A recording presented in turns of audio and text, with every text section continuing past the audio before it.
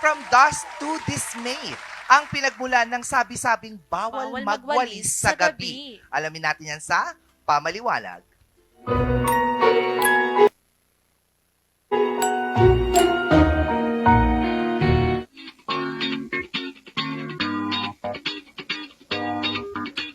Hoy, bawal yan! Bawal na maglinis sa gabi dahil baka raw mawala ang swerte mo. Bawal ang ulis ni Rabi, malas. Balo mo. Ka pwedeng mamalis pag bay kasi mawala yung grasya. Bawal magwalis ng gabi, mawawala ang grasya mo.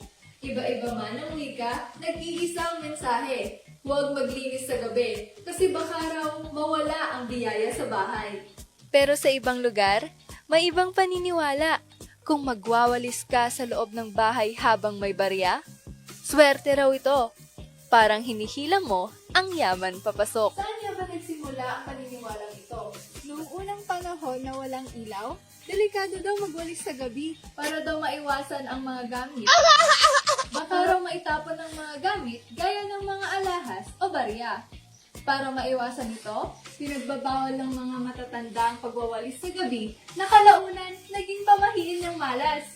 Nang dumating ang mga Kastila, pinalakas ang ganitong paniniwala. Isinama nila ito sa aral ng pagiging maayos at malinis sa bahay bilang tanda ng grasya ng Diyos. Kapag nagbawalis ng maling oras, pinaniniwala ang parang itinatapon din ng basbas. Ayon naman sa impluensya ng feng shui mula sa mga Chino, ang pagwawalis ay parang pagtatapon ng swerte. Kaya kung gabi mo ito ginawa, baka't pati biyayang natanggap mo sa maghapon ay mawala. Sa ngayon, marami nang hindi naniniwala rito. Pero para sa iba, tradisyon na lang at paalala ng matanda para maging maingat at mapanuri. Sabi nga nila, wala namang mababawasan kung masusunod ka. Ha? Sabi nga nila, wala namang mawawala kung susundin. Pamahiin man o praktikal na payo, ang pagwawalis sa gabi ay kwento ng ating kultura at paniniwala. Ikaw, susundin mo ba o hindi? Ako hindi. Bakit? Ay, hindi. Oh, sinusunod ko yan. Oo, kasi syempre, lumaki din naman tayo sa Yeah, Pra- province. Ha? Sa Province. province. Oo, kaya syempre pag nakasama mo mga matatanda talaga, yung mga tita mo na mapamahiin Oo, talaga puro sila. pamahiin. Matatakot ka eh. So yung pagsunod ko, hindi lang tradisyon, takot na rin siya kumbaga. Kasi pag naglilinis ba ako sa bahay? Yeah, pag naglilinis ako sa bahay kasi di ba, tayo parang hapon na lang tayo nakakauwi, Oo. gabi na lang tayo nakakauwi, hindi na ako nakakapagwalis. Mm-mm. Tapos kapag nagkataon naman na nagwawalis talaga ako, hindi ko siya nilalabas.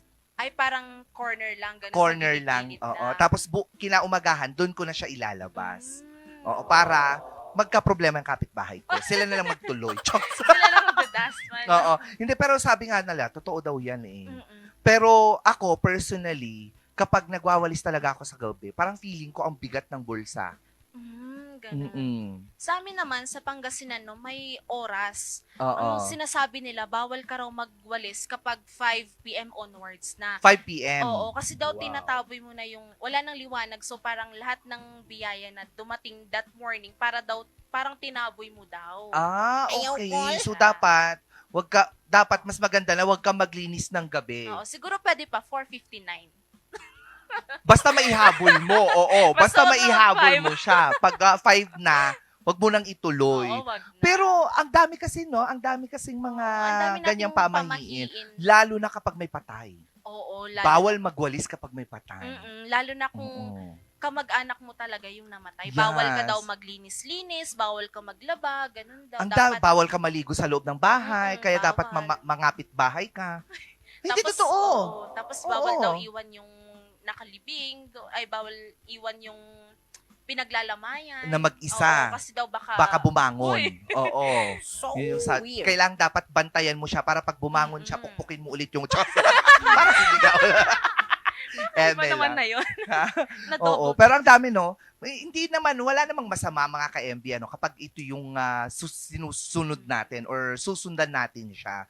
Kasi katulad nga ng napanood natin, tradisyon na siya ng mga Pilipino. Parte na siya ng Mm-mm. kulturang Pinoy na Yes. ito yung mga nakalakihan ng mga ninuno natin na naipasa-pasa.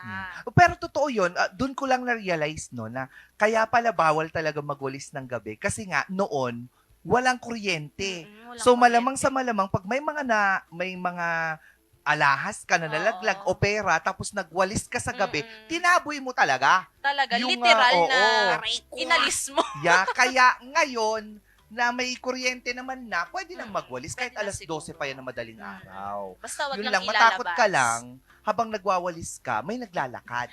Hoy, Yung huwag sa naman. likod Tapos mo, lumulutang. nalutang, tamang pag ganun mo, Nalutang. biglang may lumutang na paa. Tapos kinalabit ka na. Oo, tapos ang ginagawa mo. Sabi niyang gano'n, nanay mo pala, nakamask. Skincare. Diba? Anyway, mga ka-MB,